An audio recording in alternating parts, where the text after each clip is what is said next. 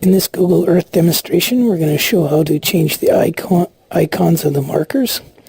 To do that, you just come into Places here and open up the folder, if you want to call it that you're interested in.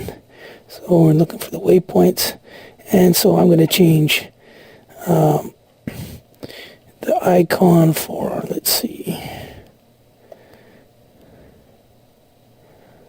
South Dock. Right, so I'll just right mouse click on that, go to its properties, and then in the properties window that opens up, you just click on the icon and pick an icon that you want. So we'll pick this one here. Click OK. Or you could go in here and change color if you want. So let's make it orange.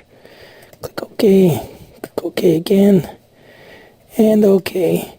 And now my icon has changed.